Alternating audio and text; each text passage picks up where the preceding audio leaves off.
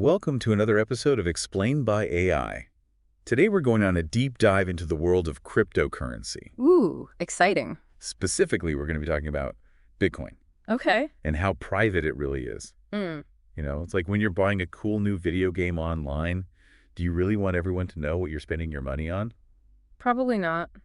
Maybe not. That's a great point. We hear a lot about Bitcoin being anonymous, but it's not quite that straightforward. Right. It's more like if you were going to a costume party and you're trying to disguise yourself, Okay. you might be wearing a mask, but people could still recognize you by your voice Yeah. or by how you walk. Gotcha. So it's kind of like that. So Bitcoin isn't totally anonymous then. Well, not really. What does that mean for somebody who actually wants to keep their transactions private then? Well, every Bitcoin transaction is recorded on a public list. A public list. Yeah, it's called a blockchain. Okay. And you can imagine it like a giant notebook where everyone can see who sent money to who. So this means that someone, if they wanted to, could potentially connect your Bitcoin wallet back to you. Hold on. How could they do that? That sounds really complicated.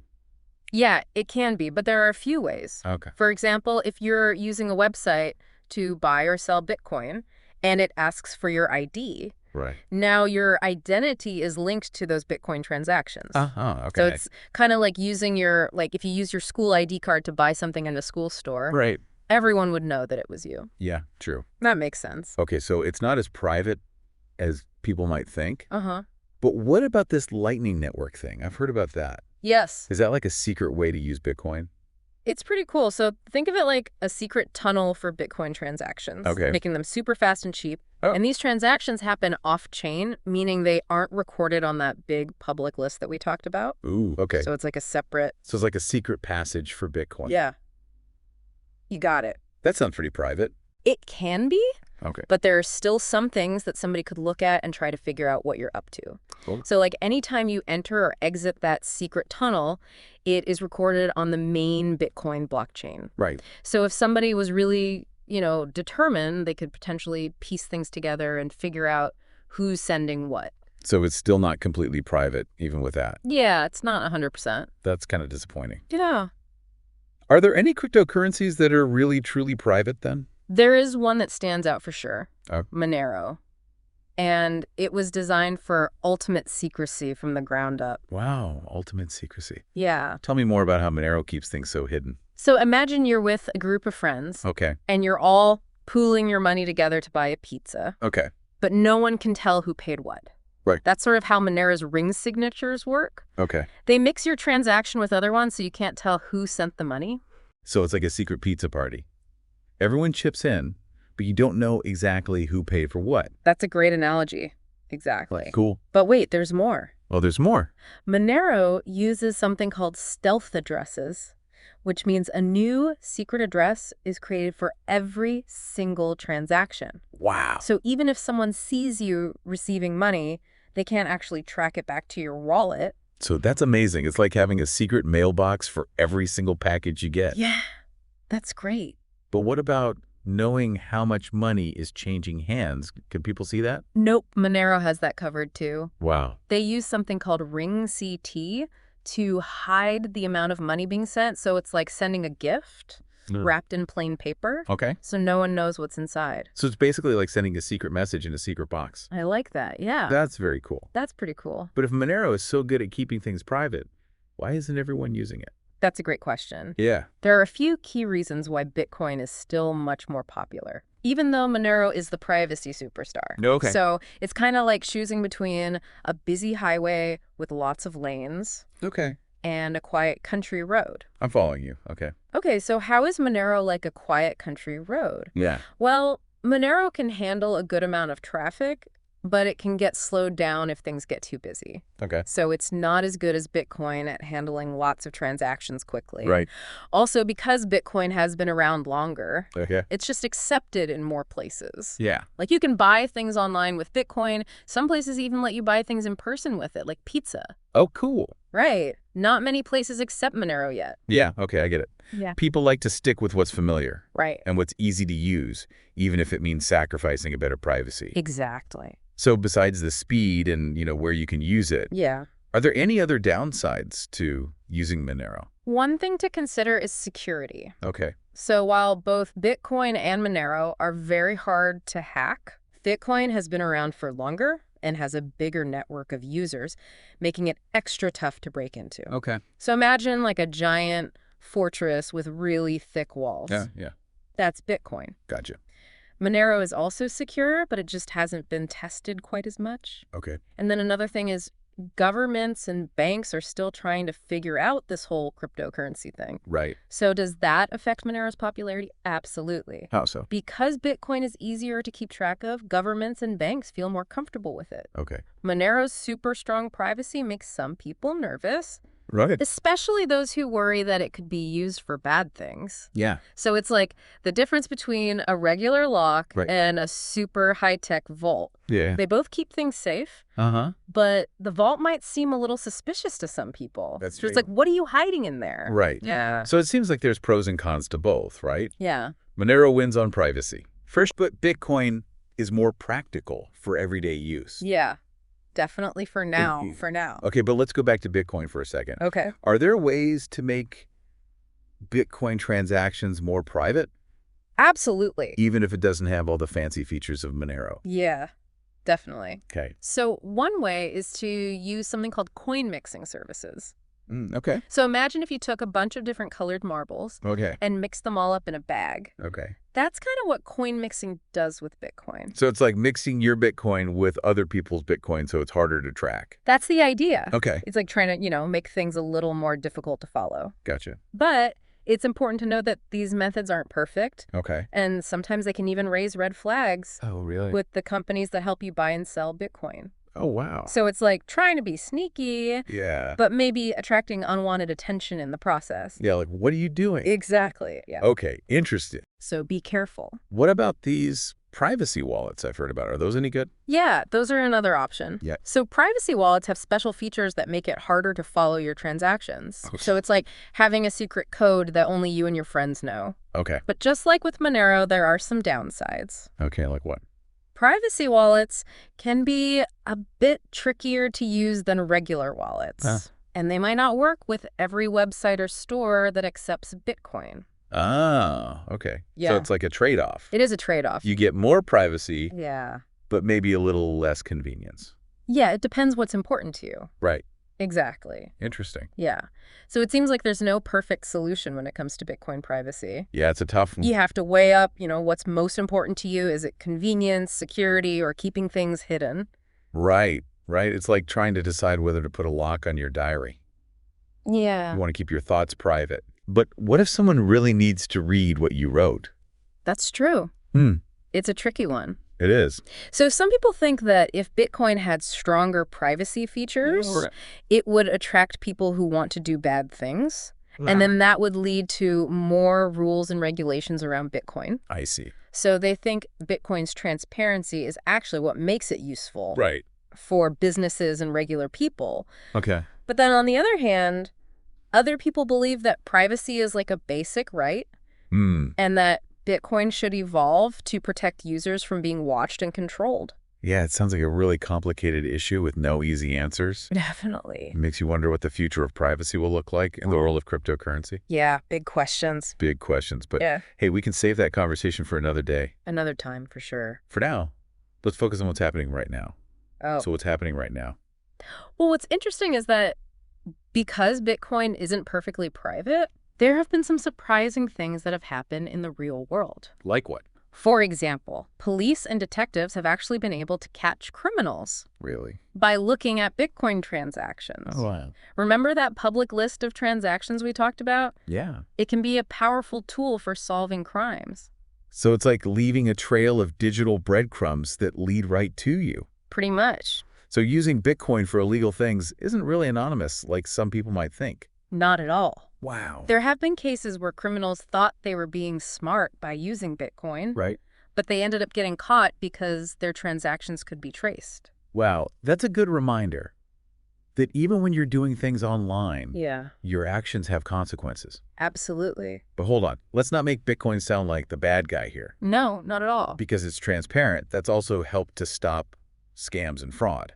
Exactly. which is a good thing, right? Sure. Because everyone can see all those transactions, it makes it harder for people to get away with that shady stuff. Exactly. So it's kind of a two-sided coin, right? Yeah. Being able to see all the transactions is helpful in some ways, Yeah. but it can also be a problem if you want to keep things private.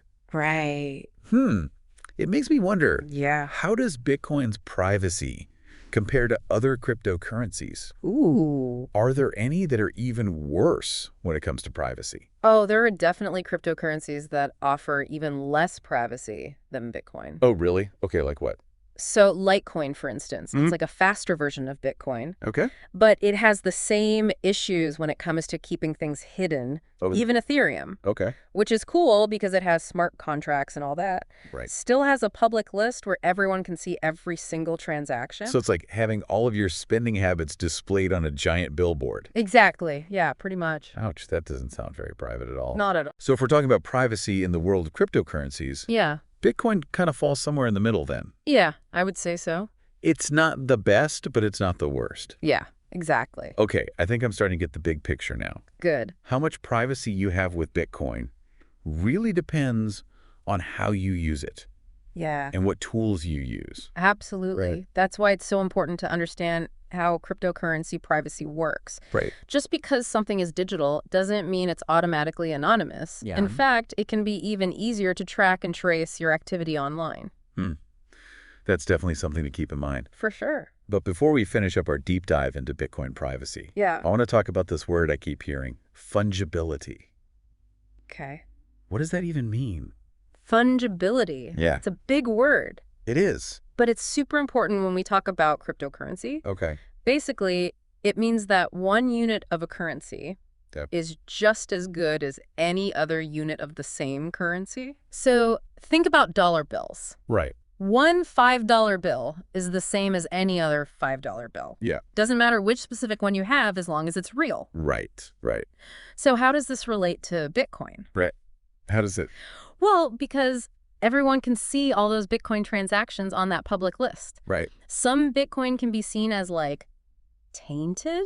Tainted? Yeah, if they were used in illegal activities, for example. Okay. It's like finding a dollar bill that has a suspicious stain on it. Okay. People might not want to accept it, even though it's technically still worth $5. I see. So even though all Bitcoin are technically the same, Yeah, their past can affect how people see their value. exactly. That's a problem for Bitcoin, isn't it? Yeah, it affects its fungibility. Okay. And this is actually one area where Monero really shines. How so? Because all Monero transactions are private and untraceable. Right. Every Monero is like a brand new, crisp dollar bill. Hmm.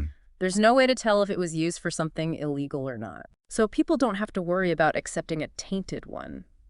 That sounds pretty good. Yeah, it's definitely a plus for Monero. But I bet some people would argue against that, wouldn't they? Oh, for sure. Like perfect fungibility. Yeah. If no one can track the history of a coin, wouldn't that make it easier for criminals Yeah. to do bad things? That's a common concern. Right. And it's a complicated issue. Yeah. People who believe in strong privacy argue that we all have the right to financial privacy. Right. And they say that criminals will always find ways to move money around illegally, Yeah. no matter what currency they're using. True. So they believe that everyone should benefit from a fungible currency. Okay. On the other hand, some people worry that perfect fungibility would make it harder for police to do their jobs, Yeah. to track criminals and stop financial crimes. That's true. So it's a difficult balance to strike Yeah. between individual privacy and keeping everyone safe. It is. It's like trying to find the sweet spot between security and freedom. Hmm. Too much security can stifle innovation and individual liberties, True. but too much freedom can lead to chaos and instability. That's a good point. Right. Yeah, It's a tough one. it is a tough one. And when it comes to cryptocurrency privacy, Yeah.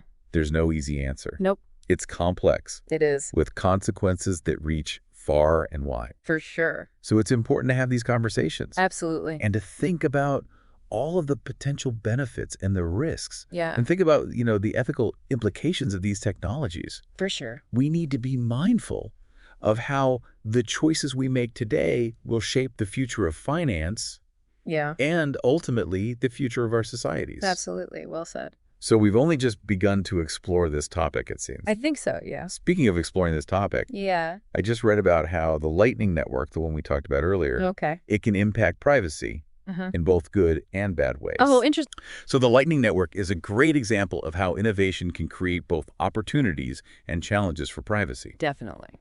So how can the Lightning Network actually improve privacy Right. if it's still connected to the main Bitcoin blockchain? Yeah, well, remember how we said Lightning transactions happen off-chain? Yeah. So that means they aren't permanently recorded on that main blockchain. Right.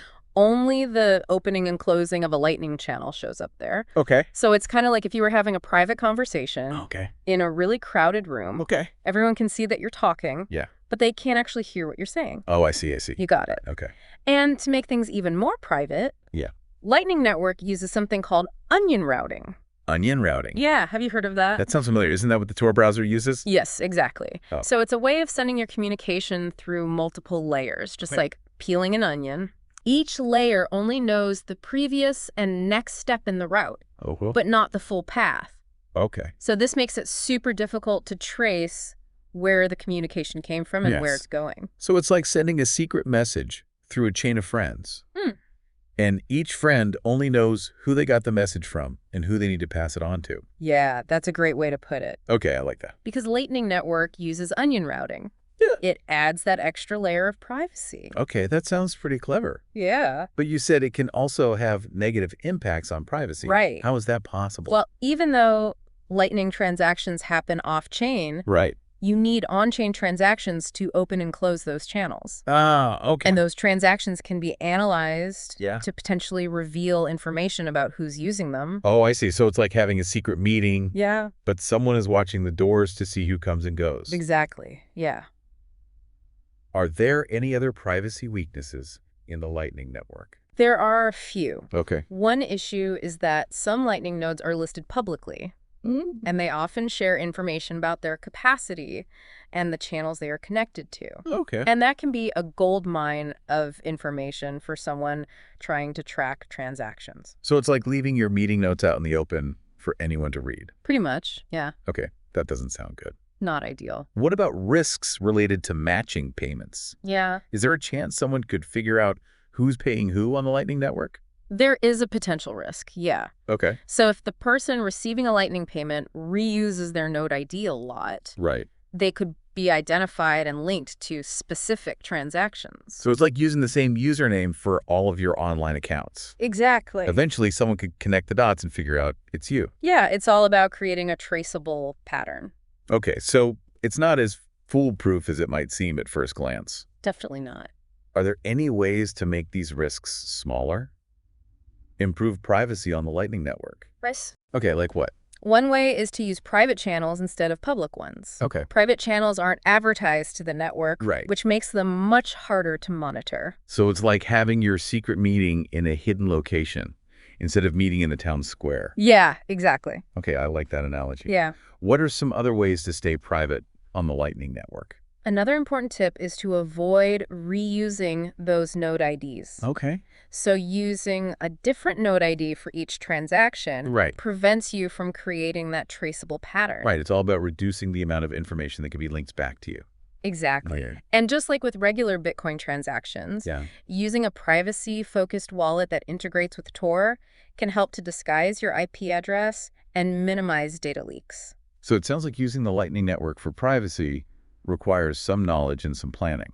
It does. A little bit of effort goes a long way. Yeah, okay. But the good news is the Lightning Network is constantly being improved.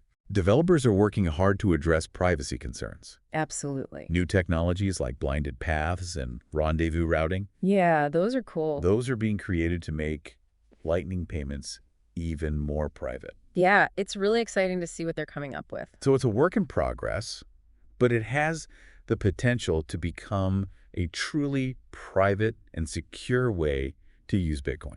Exactly. That's great. The Lightning Network is a perfect example of how the world of cryptocurrency is always changing. Yeah. Who knows what exciting new privacy features we'll have in the future? It's like a never-ending game Yeah, between those who want more privacy and those who want to find ways around it. that's a good way to put it. Right. But that's what makes it so interesting. Yeah, There's always something new to learn and think about. for sure. Speaking of thinking about things, Okay. this brings up a really important point. What's that? Technology is never neutral. That's true. It reflects the values and priorities of the people who create it and use it. Yeah, that's a really important insight. Right. Yeah. And it leads us to a really fascinating discussion Okay. about the bigger implications of cryptocurrency privacy. Mm-hmm. What does it mean for individuals, for societies, for the future of finance? Those are big questions. Big, big questions. Yeah. But I think it's important to acknowledge that there are valid points on both sides of this privacy debate. Absolutely. Some people believe that more privacy in cryptocurrencies could lead to more crime, Yeah. more money laundering, Uh-huh. tax evasion. Right. They worry that it would make it easier for people to break the law. Those are definitely legitimate concerns. Yeah. There are definitely risks Yeah. that come with making financial systems more private. Right. But on the other hand, Yeah. other people argue that financial privacy is a fundamental human right. That's essential for protecting people from government overreach, Right. censorship, and even discrimination. Yeah, I can see both sides of this. Yeah. It's like trying to find that sweet spot Yeah. between security and freedom. Yeah. Right. You know, too much security can stifle innovation and individual liberties, True. but too much freedom can lead to chaos and instability. That's a good way to put it. Right. Yeah. It's a tough one. It is. And when it comes to cryptocurrency privacy, Yeah. it seems like there's no easy answer. There isn't. It's complex. It is. It's complex. And it has consequences that reach far and wide. Yeah. That makes it even more important to have these discussions, Absolutely. to consider all those potential benefits Yeah. and those risks, Uh-huh. and to really think about those ethical I'm implications. sure. You know, we need to be mindful Yeah. of how our choices today will shape the future of finance Yeah. and ultimately the future of our societies. Couldn't agree more. Right. It's crucial that we approach these issues with a critical eye Yes. and a willingness to listen to different perspectives. Definitely. Well said. Thank you. So, as we continue to learn more about the world of cryptocurrency, Yeah. we should remember it's not just about the technology. Right. We're also talking about the values that we care about, Yeah. the freedoms we want to protect, Mm-hmm. and the kind of world we want to live in. That's a great way to put it. Right. In the end, technology is just a tool, It is. and it's up to us to decide how we use it. Yeah, We have the power to shape the future of cryptocurrency, we do. and it's our responsibility to make sure that it benefits humanity Absolutely. in a positive and ethical way. Well said. So it's been a fascinating deep dive into Bitcoin privacy. It has. I hope our listeners have learned something new today. Me too. And remember, Yeah. this is just the beginning of the conversation. Exactly. There's so much more to explore in the world of cryptocurrency. How much? But until next time, Yeah. stay curious, stay informed, Stay safe. and keep exploring. Keep learning. Do you have any topic you would like to have explained? Drop it in the comments.